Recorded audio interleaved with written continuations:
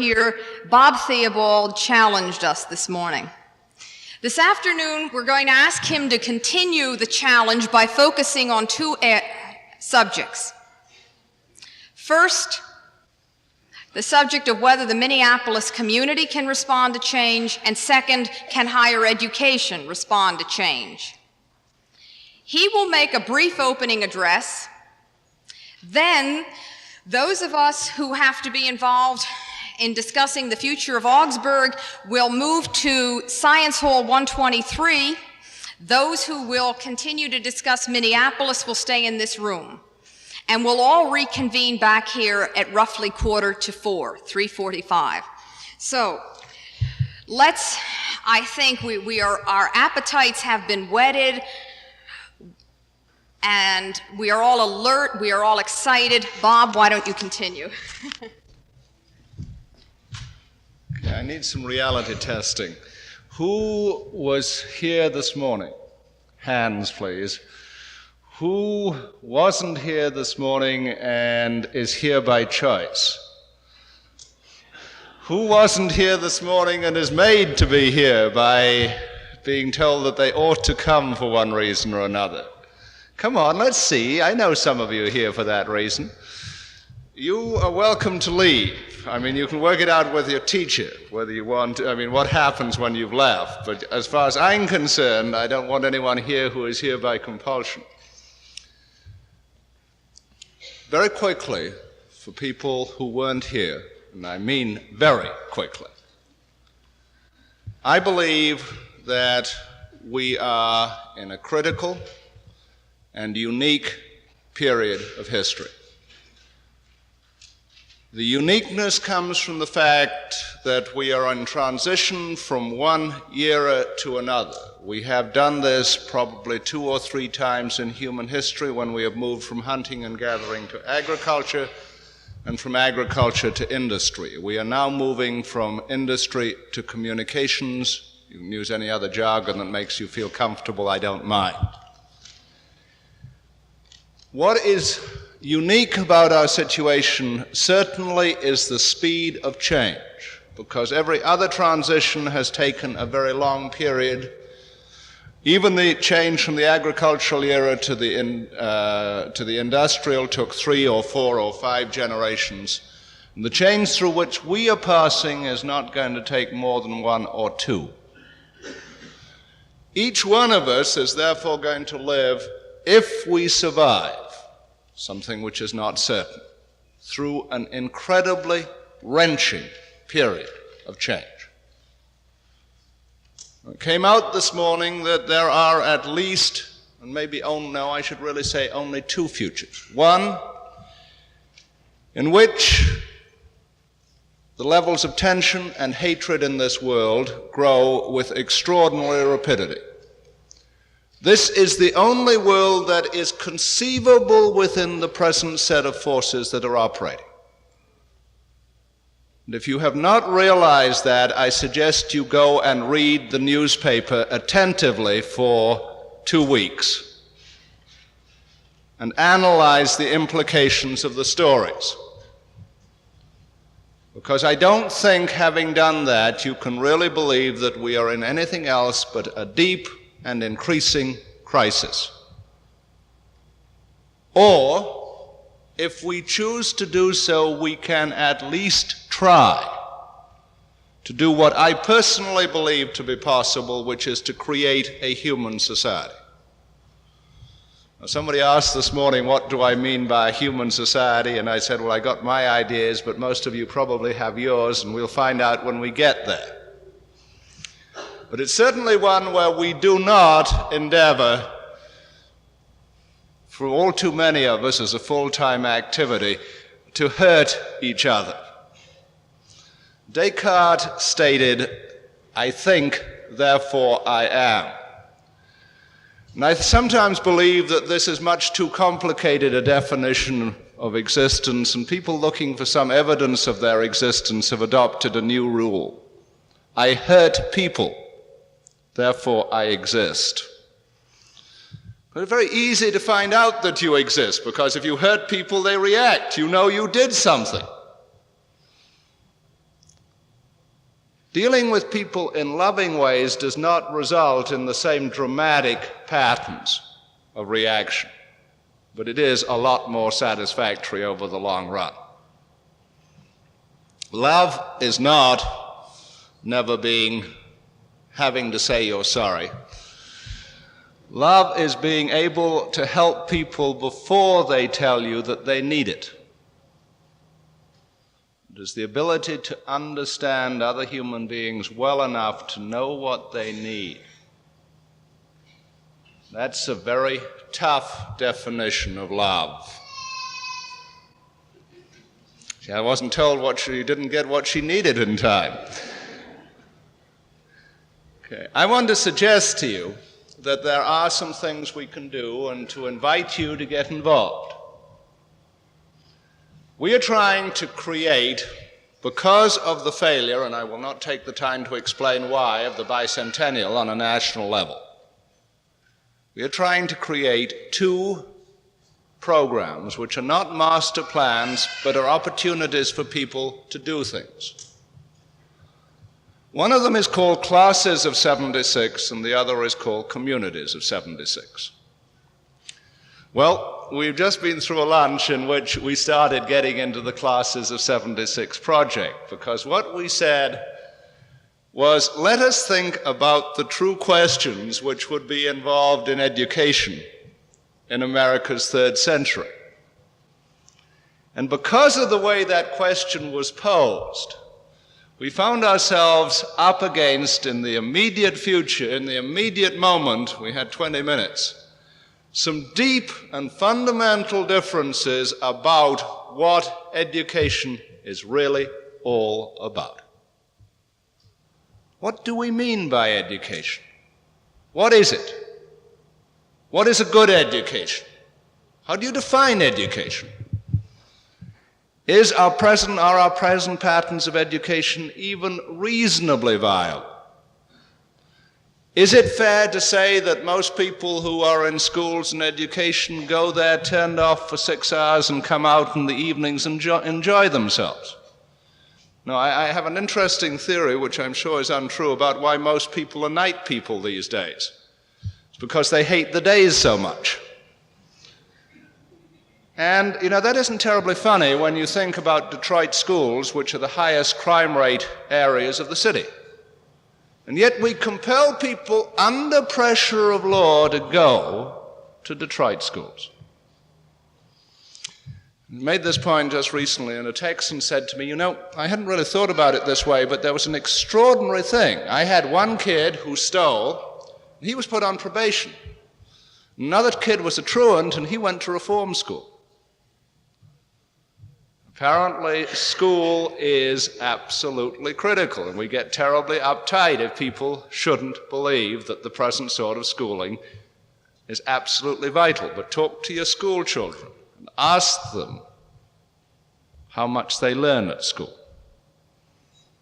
One of the things I've wanted to do is to do a set of films of kids when they go into kindergarten and 1st grade and 2nd grade and 3rd grade and 4th grade and 5th grade, and to watch the light go out of their eyes, because it does. They go in excited, believing they're going to learn, have a great time. They find out school isn't set up for that.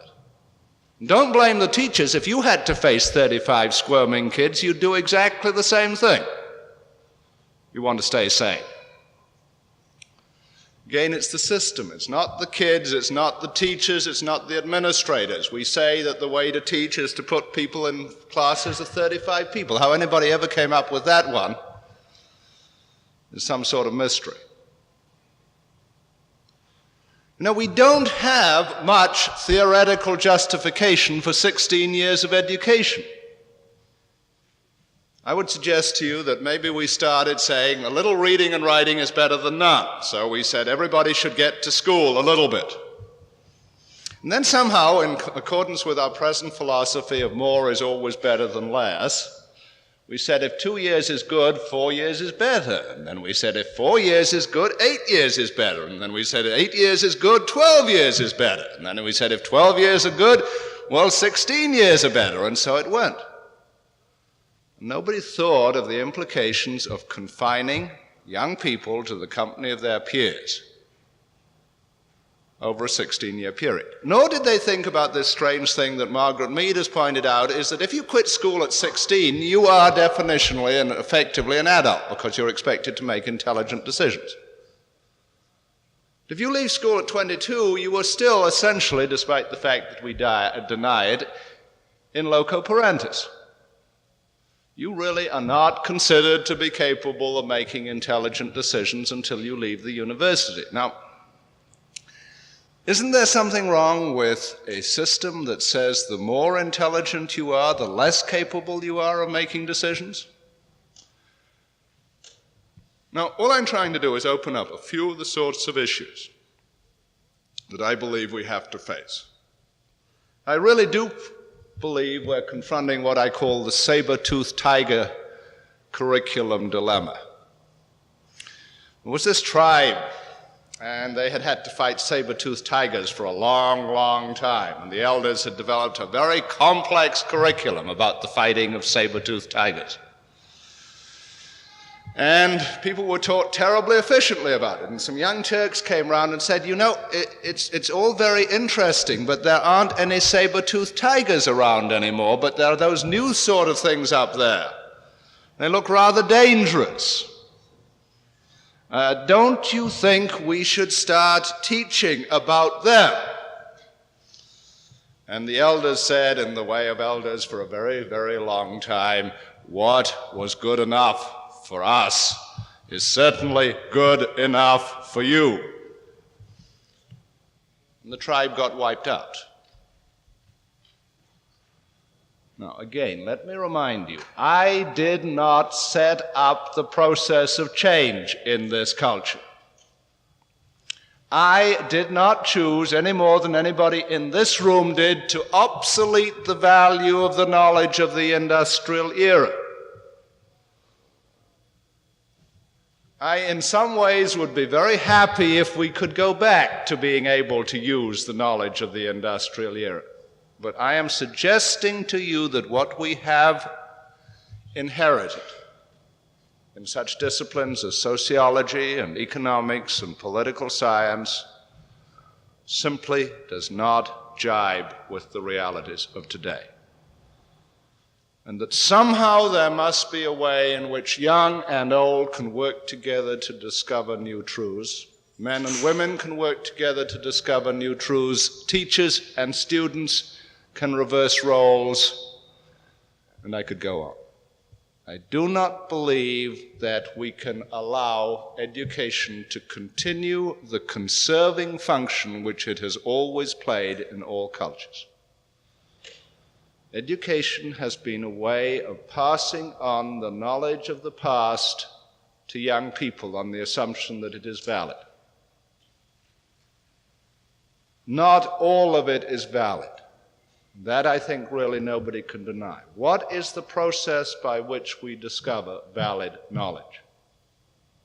I got my ideas, but that's not important. Can all of us get engaged in thinking about this? Everybody from kindergarten children through graduate school and postgraduate school. Because I'm sure if we did, and we saw this at the 20 minutes at which we were at lunch, we began to look at the critical issues. So those of you who are going to walk away from here to some point on this campus that mercifully I don't have to find, will go away and talk about that and decide whether you want to be involved in making that happen. The other thing we want to do is the net result, sorry, forgot it.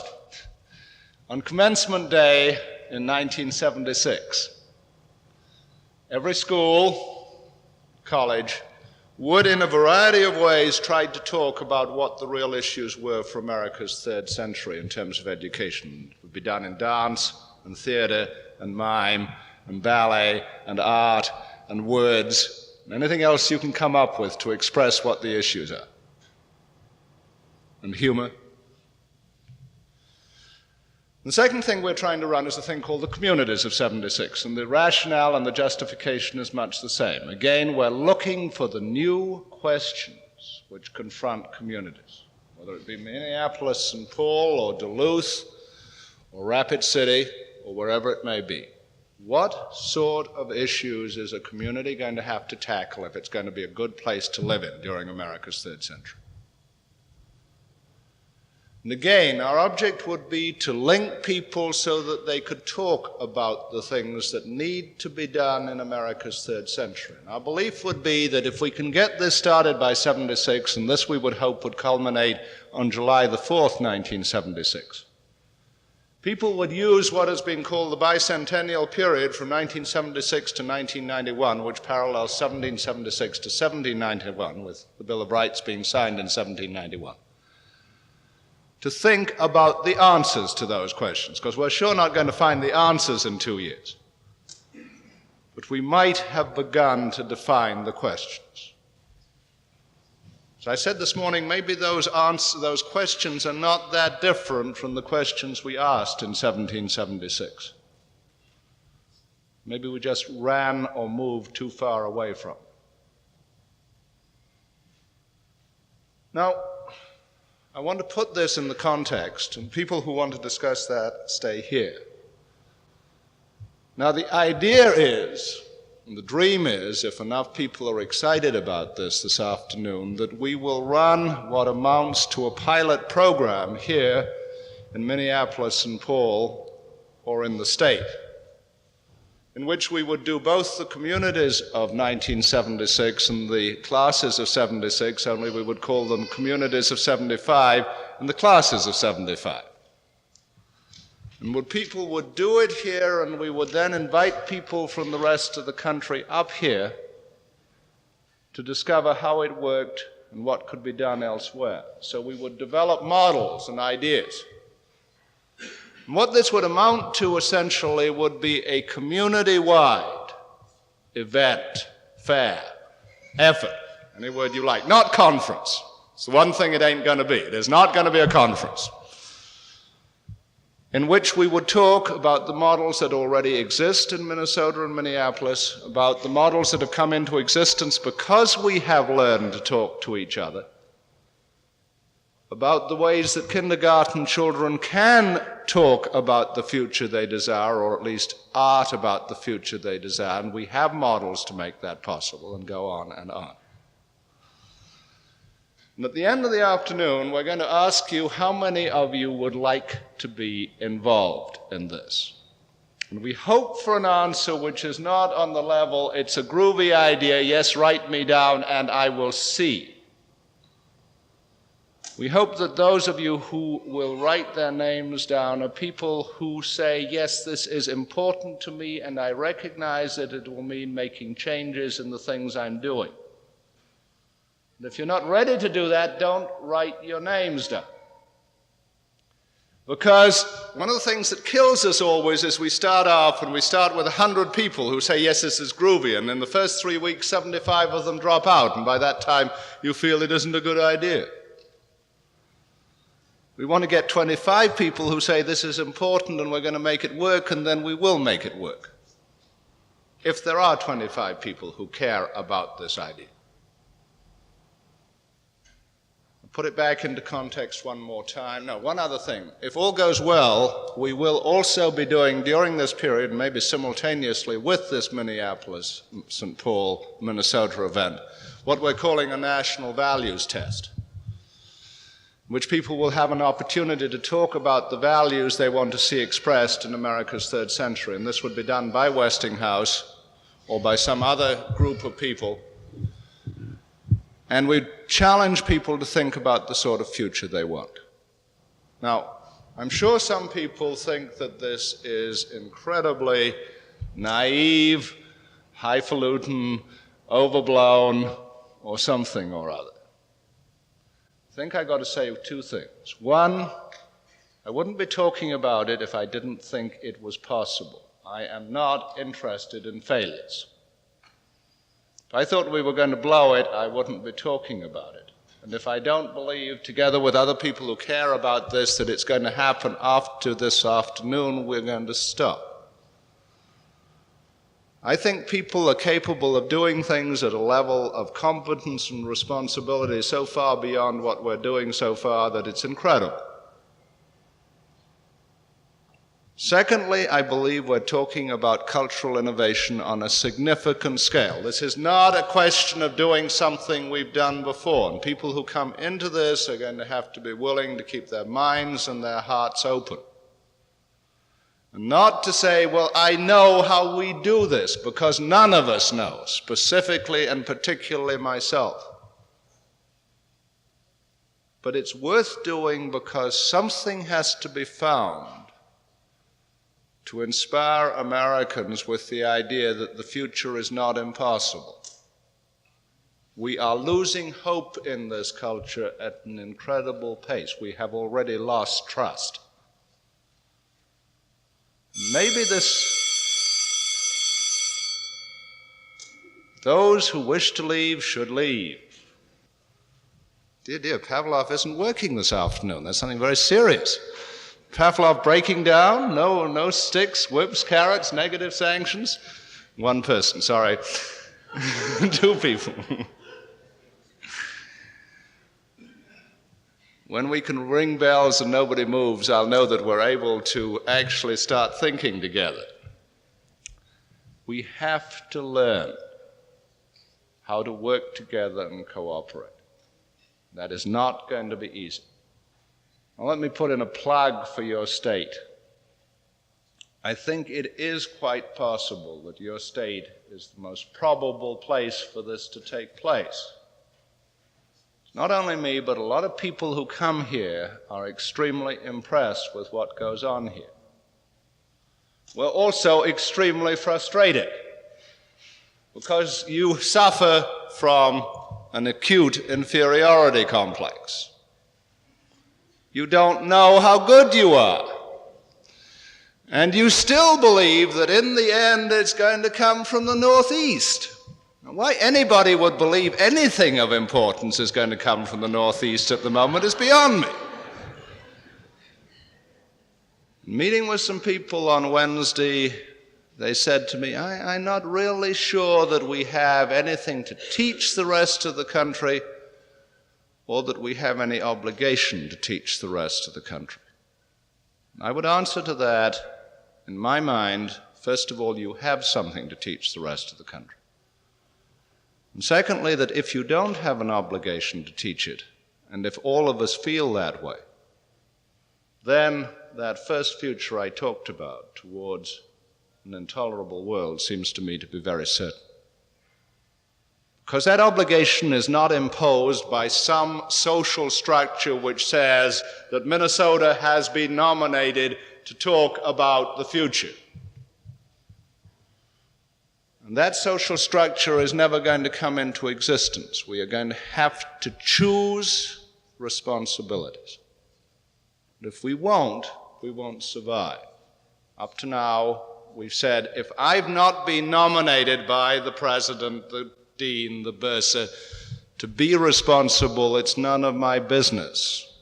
We have some people from a Spanish class here, and in Spanish it goes, no es mi cosa. It's got nothing to do with me. It's not my business. It's not my concern. Anything we can do something about, which we can improve, is our business. We may have to choose which things we can manage, but it's our business because it's there in this world in which I live.